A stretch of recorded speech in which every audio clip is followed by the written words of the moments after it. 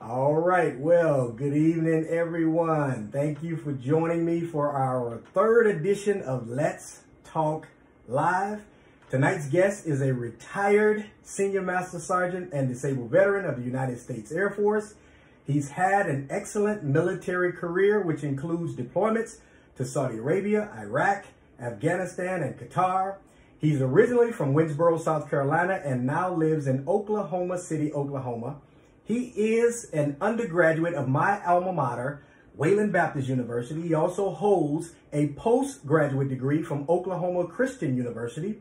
He is a husband and a father of 2 daughters. Please welcome Mr. Brian Jolly. Let me bring him on.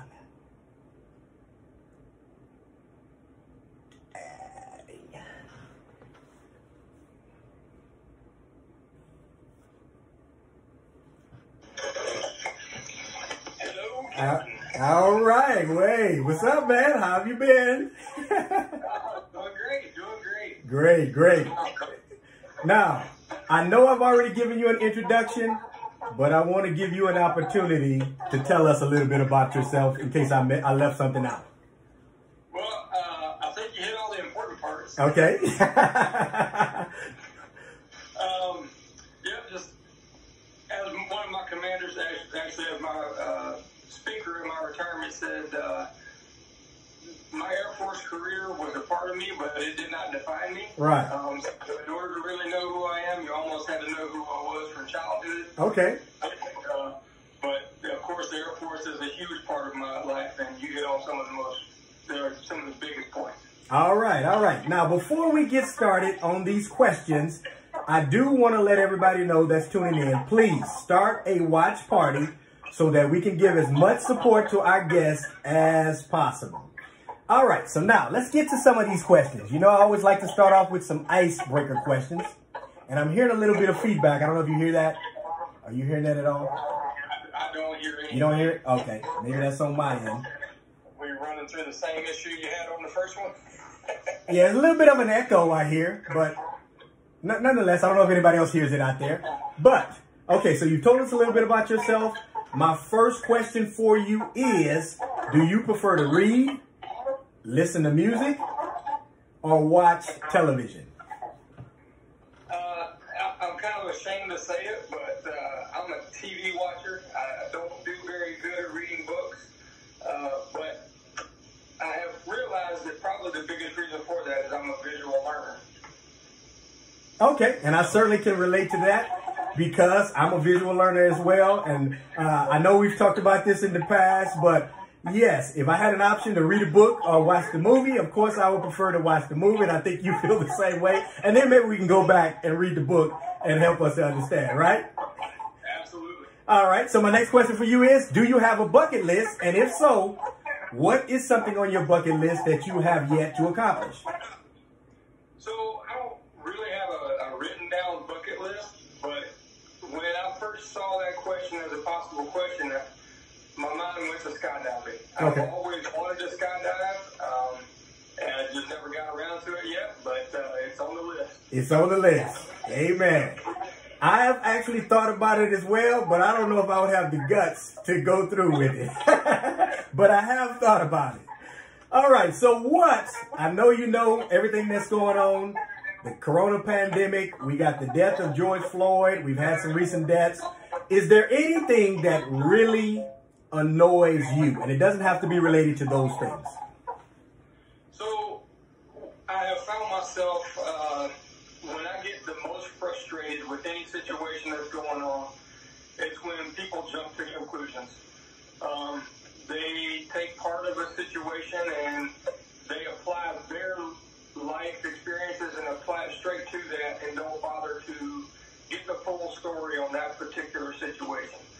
And I've seen it, I've known it to hurt me, and I've seen it hurt some of my fellow coworkers and just people in general, whether that be from life experiences or work experiences.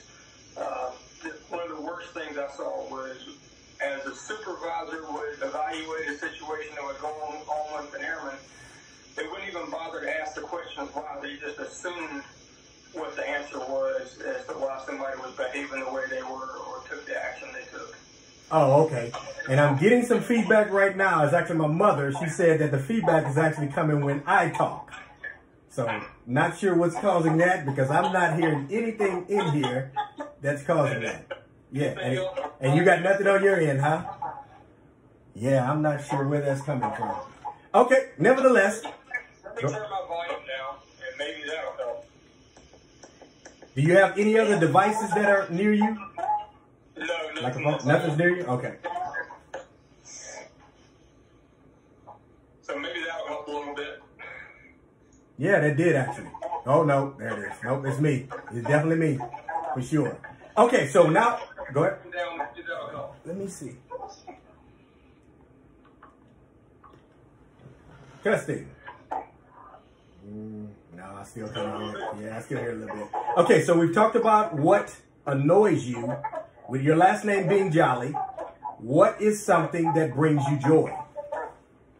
The biggest thing that I can relate to is anytime I see family members or just people I have a personal connection with have success in their life, whether I had anything to do to help them out, I get extreme satisfaction and joy, and just it brightens up my day anytime somebody I know had something great happen for them. Okay, so you certainly know how to celebrate other people's success. Yes. Amen, amen to that. Now, now one thing that I did want to ask you that I forgot to ask you, so I'm going to go to it now. Can you tell everyone that's listening, how do you know me? How do we know each other? Forgot about that. Well, way back in early '96, showed up at Luke Air Force Base and ran into a smaller stature young man in the shop, but I could tell he had some wisdom, and his name was Kevin Antoine. He later became my supervisor, and he was unfortunate enough to be the person that had to get me molded.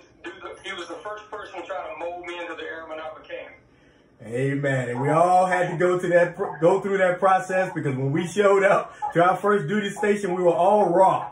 We had to, you think basic training teaches you military bearing, but not enough. When you show up to your duty station, you are really raw, and you need somebody, a mentor, to show you how to fully adapt to the military life, correct? Yeah, you know, we bring all the baggage from all the different regions and all of our life experiences, and you have to learn how to break all that down and make it part of the team instead of something that breaks the team up. Absolutely, absolutely.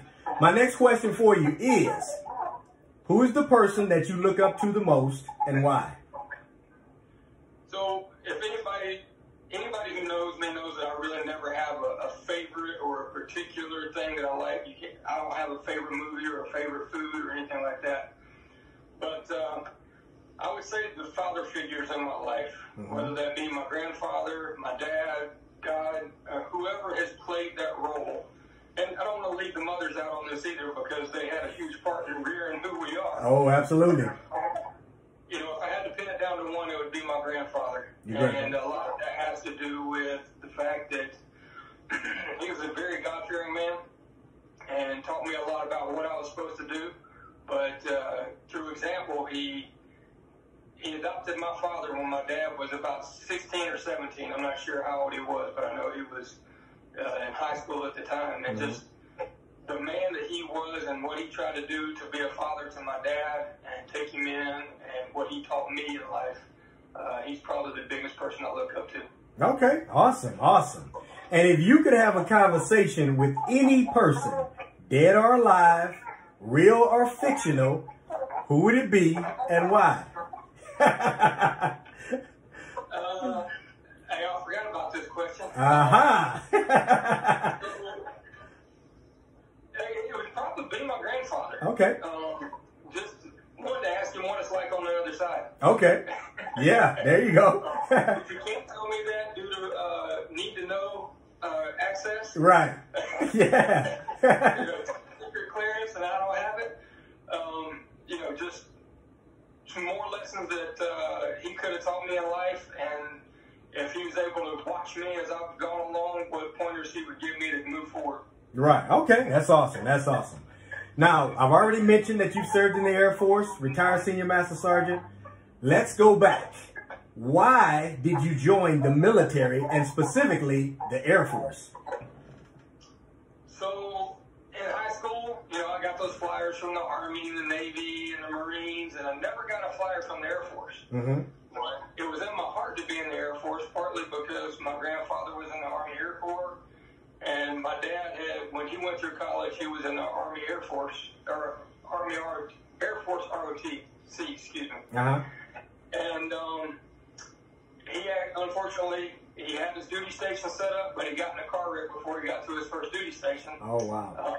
So I kind of joke around that, my whole life as a child was guided by a man who went through all the training but never got into real Air Force and never got out of that training mindset. Right.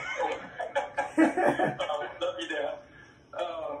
But that's what drove me to the Air Force, but I didn't join until after college wasn't working out the way I wanted it to, and I was looking at the Air Force Reserve so I could get my training and be a part of the Air Force, but then go back to school. Right. And the first recruiter I talked to, he said, I don't deal with the reserves. I'm an active duty recruiter. Mm-hmm. So we had an awkward pause, and I looked at him. I said, well, you're a salesman.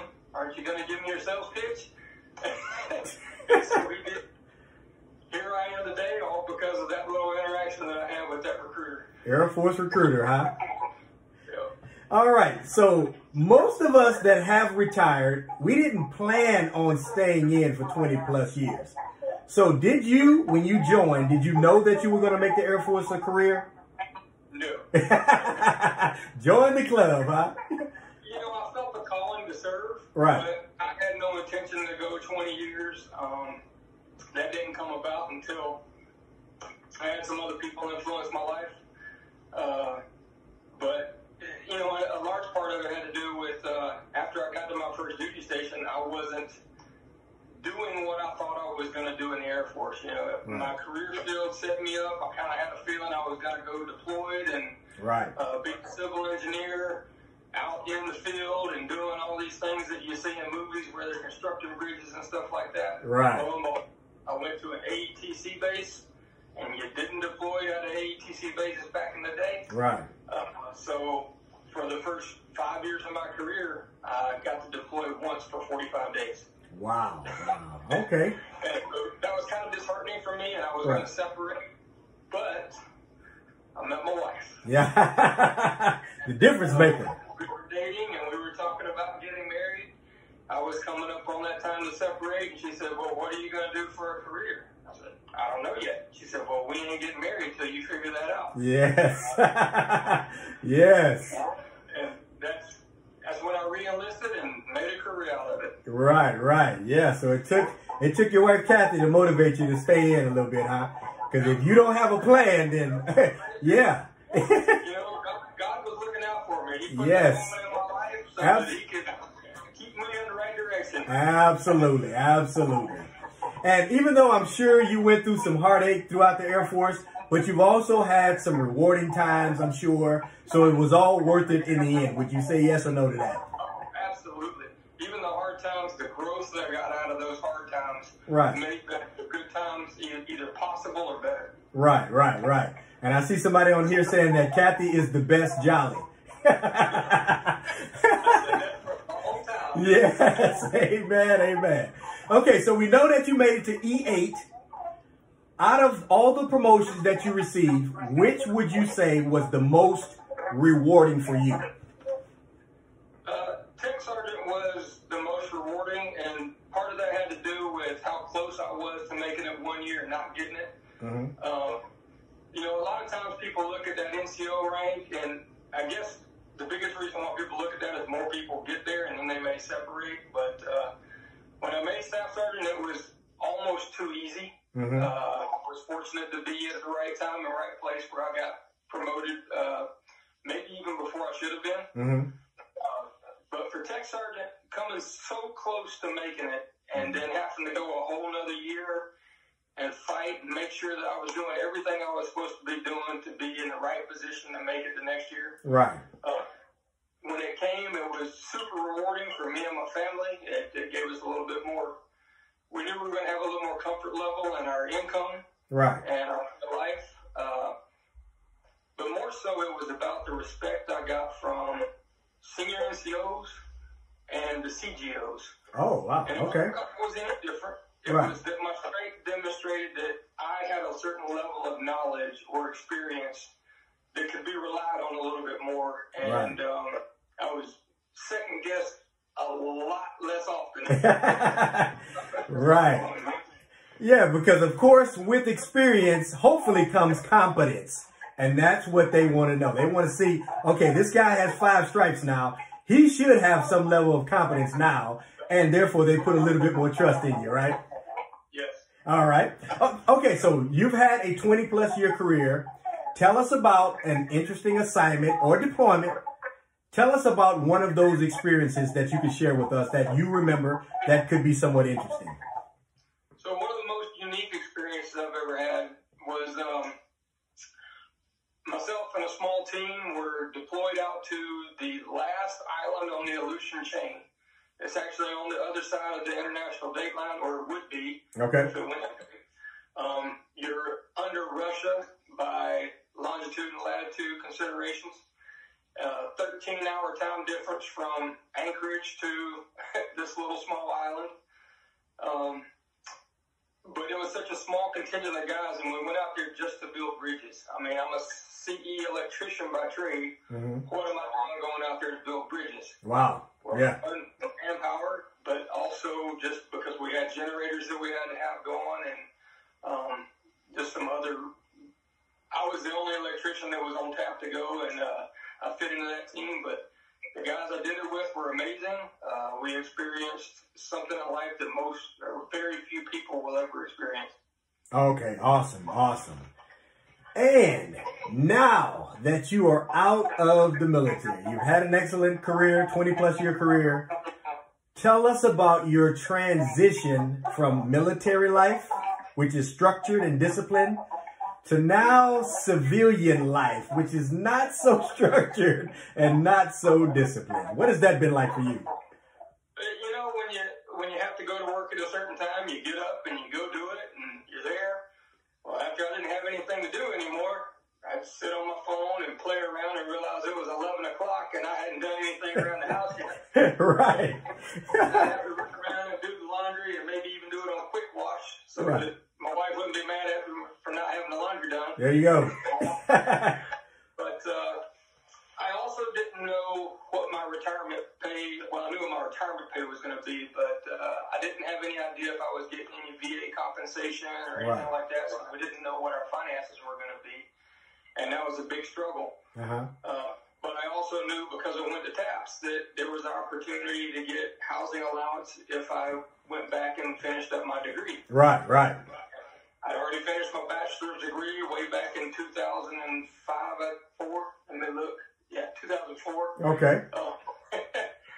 And I was very timid about starting a master's program. I've been out of school for that long, and here I am jumping into a master's degree. Right. And it was 1 year speed track, so there was no breaks. It was in 1 year you're done with a master's degree. Woo, yeah. So it was hard and heavy, and you know, I got to do homework and take care of the house, so it was almost as stressful as being at work. Okay. And in some ways even more so, because I was solely responsible for getting where I was going and getting all my work done and taking care of the family at that point to make sure they were what they were supposed to be. Right. Okay. Now, have you noticed, because my wife mentioned this when I did the interview with her, we talked about how we were so used to having a uniform to wear that we never really had to worry about what we're going to wear each day because our uniform was the same. Have you noticed anything with that now that you have to every day pick out a different set of clothing? Did you notice that at all? Yeah, I realized that I don't like to dress up very much. I kind of do that anyway. Right. If it's summertime, it's shorts and a t-shirt. Okay. And, some sandals, just relaxing. So when I found myself the first day I went to class, hey, you're going for a master's degree. You got to look professional. Man, I put on my little polo shirt, my little rockers, and I went out there, and I was chilling, and Exactly. Exactly. Exactly. Yes. Oh, yes. Something that we have to readapt to, I guess, you know. Even tonight, you know, I had to pick something out tonight, and I really didn't feel like doing that, you know. It would have been nice to just throw on a uniform, you know. We know how to do that. It looks the same every day. But yeah, we still we gotta pick our clothes now. Okay, so go ahead. When I was in the service, you know, maybe doing some chores around the house. Right. Once I changed out of uniform, I didn't want to change clothes again. I was done for the day, and if I messed up some clothes, I didn't care. Okay. So I wasn't going to change. But now that I'm not wearing that uniform, I find myself changing clothes 3 or 4 times a day, depending on the task at hand. Exactly. Exactly. I know the feeling. Absolutely. So, we've talked about your transition from the military to civilian life. I don't know if everybody out there knows, your wife is still on active duty. So that now means that you are the dependent now. You are the civilian spouse to a military spouse. What is that like for you? Hang on 1 second. Okay. I'll be right back. All right. And I love live. I love that we have stuff that happens that we don't expect or don't plan for, but this is live. And Melissa, I see you out there. You say you're taking notes. Good. I think you can learn a lot from your friend, Mr. Brian Jolly. Okay, go ahead. The question is, now that you're a military spouse and dependent, what is that like for you? The stress of making sure I'm doing what I can for my daughters and my wife, and making sure that I'm giving them the best opportunity to be their best self, whether that be at school or work or whatever that is. Okay. Has there been any issues with you as far as going from being the breadwinner to now being the one who is supporting the breadwinner? Any issues there? Yeah. I have my own little, I have a paycheck coming in. Right. And even more so because I had the extra pay for the job I was in, that money went directly into an account just for me. Ah. And I either spend it at work or I spend it on myself. Right. Or I take some people out to lunch. Right. But I have my little account that I didn't have to worry about. Right. I don't have that anymore. You ain't got that no more. Yeah. Our money. Now, what's funny is my wife has her little account and she can do whatever she wants to do when she's off of work. And make sure she's doing it right. Right. But I'm counting pennies. All right, I can't spend that money today. Oh, yes. Yes. You're a little bit more conscious about your spending now, right? Absolutely. Absolutely. Okay, so hypothetically, if you could speak to the Secretary of the Air Force, knowing what you know about your experience in the Air Force, and I'm sure you're probably somewhat up to date of what's going on now in the Air Force, if you could speak to that person and make a change, one change, what change would you make and why? From the very get-go in basic training, a lot of things were about the details. Right. And, that's what we're taught from the very, why do we have to fold a towel this way? Well, you follow the details. Right. So the issue that I have always had may seem a little nitpicky for people, but I think it goes to the core of how we go about doing things, and maybe even something that causes stress that most people don't even think about. Right. Which acts the rest of what they're doing. And it has to do with dress and appearance standards. Okay. So many things in dress and appearance standards that from day one I have asked why. A lot of times it had to do with tradition. And I asked myself, well, is that tradition counterproductive to today and what we need to do today? Something as simple as wearing a hat. Why do I have to wear a hat all day, every time I walk outside? I didn't because I was supposed to. Right. Just didn't really understand it, And right. in the formation, I get it. Right. But why do I have to wear that? Especially in some of the jobs that we did. Right. I was like, stupid. Why? Right. Why am I getting fussed at for not having my head on straight while I'm in this ditch digging? Digging this trench. Exactly. Yes. But more so today, for the general populace, what we have in place for the females as far as hair standards and nail colors and all those things. It drives the individual bonkers, and it drives the supervisor bonkers. Is that how do I hold this person accountable when I really don't even know what the standard is because it's so fluid? And then something more direct is the women's inability to wear a ponytail or something that goes down past their collar. You know, if it's pulled up and it looks nice, it should serve the purpose for professionalism, which is what we're looking for. Because of the restrictions, I think some women have such a hard time meeting those restrictions. It makes them look less professional because of that standard. Okay, all right. And you know, it's funny that you mentioned about the hats, because I'm starting to wonder if the standard has changed. Because I go to the gym a lot, and I know that there's times when we go to the gym, maybe we forgot to bring our hat into the gym. But normally when I did that, there was a sense of urgency when I came out of the gym. I would not take my time getting to my car if I knew I didn't have my hat on. I'm starting to see more and more people. I've seen an officer, I've seen enlisted folks. They walk out of the gym casual, in uniform, with no hat on. I'm starting to wonder, did the standard change? Because I don't want to go and correct somebody if the standard has changed, you know? As far as I know, the standard has not changed. It has not changed. But like you, I noticed that as well. And, you know, I wanted to go correct people all the time, but I know my demeanor too, and I know that the way things come out of my mouth puts people off. Right. I have to retract and not say anything because it's just going to make the situation worse. Make it worse. I understand that. All right, so now let's talk about some life questions.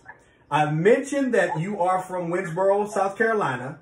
Tell us what it was like for you growing up in South Carolina. So Winnsboro is a little bit different of a town in the South than people would probably imagine right off the bat. My high school was 85% black.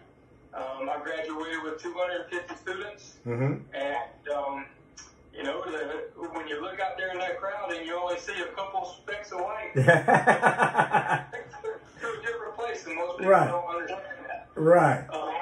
So even though when I first came in the Air Force, I sounded like the biggest country bumpkin, you know, like I was out on the farm and the shop couldn't halfway understand me. But to know I sounded like that, but the life experiences I had were totally different. You know, the movies I watched a lot of ethnic influence movies, and it was partly because I wanted to be able to interact with the people around me. What that taught me was that it doesn't hurt us to learn about different cultures and be able to understand where they're coming from in life. So even though it was a struggle, I am very thankful for that struggle because I'm able to put myself in a different position most of the time than a lot of people are able to do.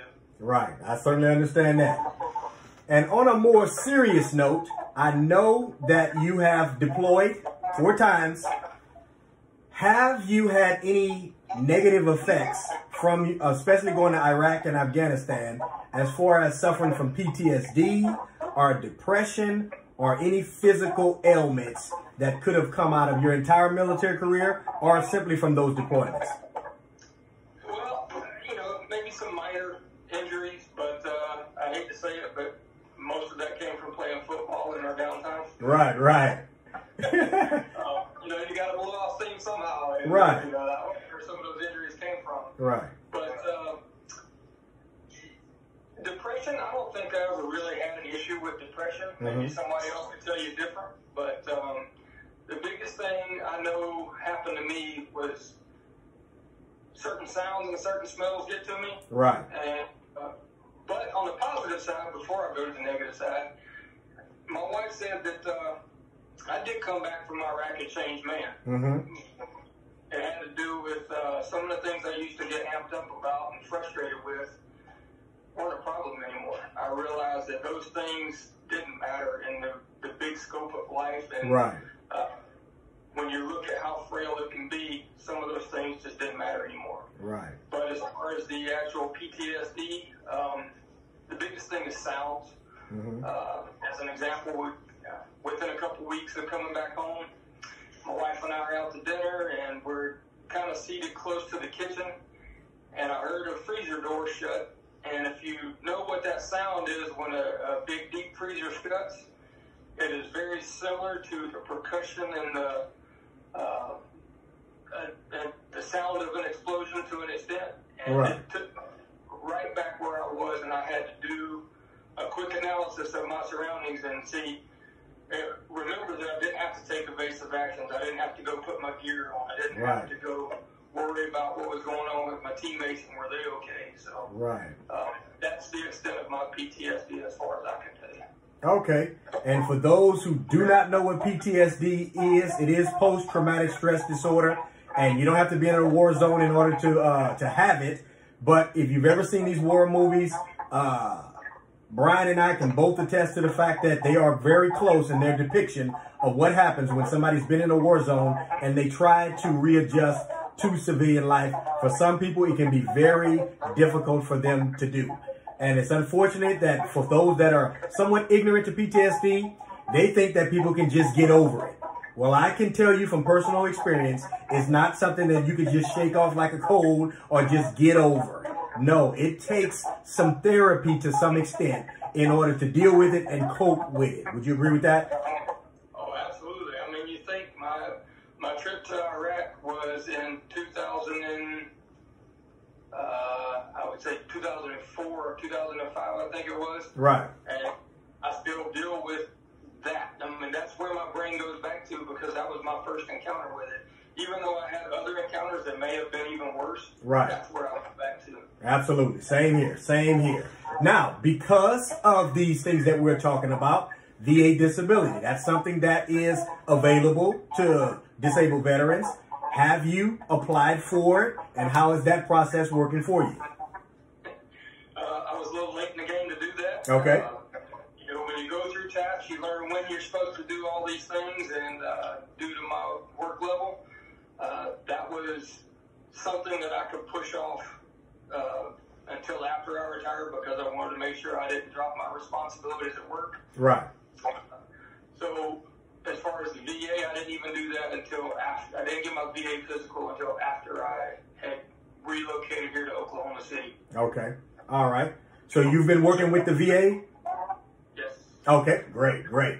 All right. I had a good counselor here at Tinker. He went through all my records. One thing I did do, as I was advised to, was to get my records and go in and flag all of the issues that I thought were important or that I felt were limiting me in some capacity. So I did that, and this guy read through all those and then found some other stuff that I totally forgot about. And so I was like, wow, that's amazing. Thank you. And it turned out to be something that was rated. And after I'm retired and I'm doing my own thing, I realized how some of those things do affect me. But in the day-to-day grind of work, I was never even thinking about it. Right. Because we have learned how to work with pain. We have learned how to just deal with things, but that's not something you want to do when it's time to file for your VA disability. One of the things that I had a great TAP transition out of the Air Force, and they told me something that I didn't know. They said, I don't care what it is. You just go ahead and put it in there and let them deny it. Because if they had not have told me to do that, things that I didn't think were important, I would not have put in there. And do you know that I found out that some of the things that I certainly thought would not be rated, I would not even put them in there if they wouldn't have told me to, were actually rated. And some of the things that I thought were important, I didn't get rated on. So, yeah, I'm glad that I had somebody that gave me great advice. Put everything in there and let them deny you. I don't care if you think it's not important or not. Put it in there. And sure enough, they were correct. And one thing, and I know a lot of people deal with this just because of some of my friends that I talk to that are retired. They may feel guilty about the rating that they receive. Right. Because all of that advice, they put everything in there and they walk away and they're like, man, I'm not that broke. Right. And I shouldn't get this benefit. Right. But my cousin, rest in peace, Dan Levy, thanks for easing my mind on that. He said, all the things that you've gone through and the dedication that you've given to the service, and you served honorably, and you got injured in the performance of those duties, and you should be paid for those. So regardless of, what rating you may have got, you earned those things, and you should be, But one thing I do is I know that a lot of guys that came before us didn't have that benefit. They Right. weren't rated as generously as we are today. Nope. And so when I see those guys in the VA or walking around, I thank them for that too. Not only for their service, but all the trouble that they have faced after they served and all the struggle that they've had. Right. I thank them for going through all that, which made it easier for me. Absolutely. Because there have been some people who got out of the military 20 years ago and they're still fighting to try to get their VA disability, you know. Absolutely. And I know that I was very fortunate to get what I got, you know, and I understand that there are people who did not have it so easy, you know. And for us, you know, having served in the military, you know, we see it, you know, it's our job, it's our career. So we don't really see the sacrifice of what we did, because serving in the military is very unique.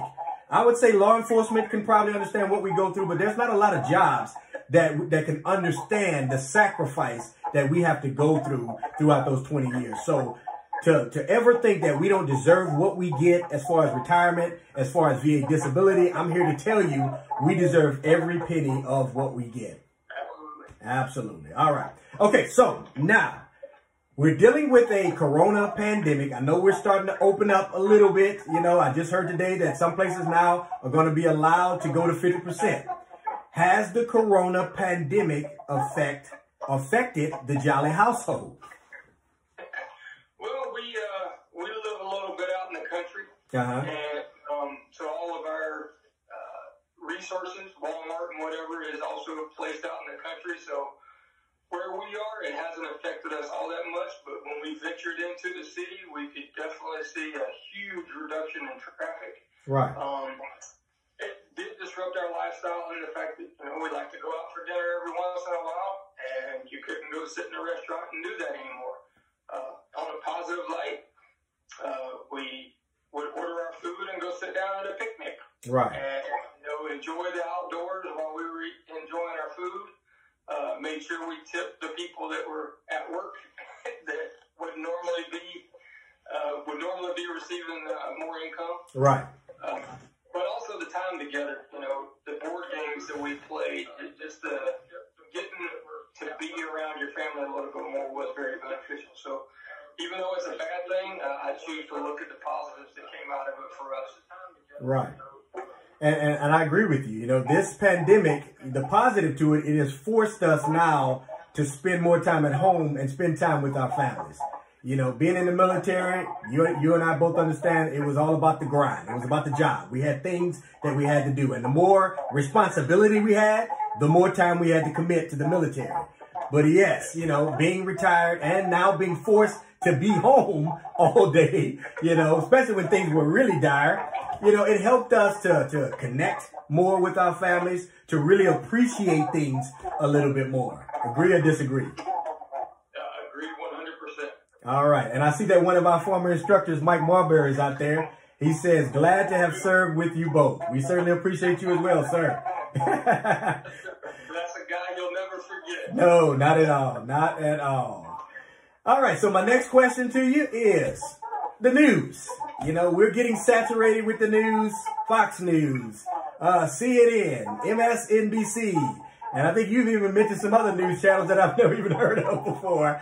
But which news channel do you tend to watch a little bit more than the others, and why? I actually prefer to watch a little-known news organization. It is called OAN, America, or AON. One American News. There you go. One American News. One American News. I do know that they are a little bit partisan, like every one of them are. Right. They side on one side a little bit more, but they're the most even keel that I can find. Okay. I try to watch the other organizations because I want to see their take. I want to see where they're coming from, and you know, see if I can get educated on that side of the street. Right. But that's another reason why I go with One American News, because they seem to be a little bit more centerline as far as I can see and what I understand. Right. Okay. All right. So now we know that the news is saturating us with this killing of an unarmed black man, George Floyd. How has it affected you to see someone actually die on camera at the hands of police officers? We now know that they've all been arrested. They're upping the charge on the one that was actually kneeling on his neck. How did that make you feel? How were you affected by that experience and what's going on now? We know that there's protesting, there's rioting and looting. Unfortunately, that goes along with it because there's always going to be people that's going to hijack whatever is going on, and that's what's going on with that. But what is your opinion on these things? You know, the very first thing I was disturbed at how that event unfolded and where it went to. Right. I asked, where were the other patrolmen involved, and why didn't somebody step in? You know, I kind of laugh when I look at Law and Order and watch how they do things, and sometimes one guy might get a little amped up and somebody else has to pull him off. But right. That's actually reality. Right. You know, we even saw that at work when two friends would go at it. Sooner or later, somebody's got to come in there and break it up. Right. With their training, I'm really surprised that someone else didn't go in there and stop it. At least how things were being done, which caused the death. And right. That's where I got super frustrated. But I also know from all my experiences in life that wasn't going to be the end of it. That there was going to be a lot more tragedy come out of that. Right. That one incident, how much more tragedy were we going to experience as a country? Right. That was also disheartening. The loss of a life, tragic, and super frustrating. But how many more lives have we lost since then because of that? Right.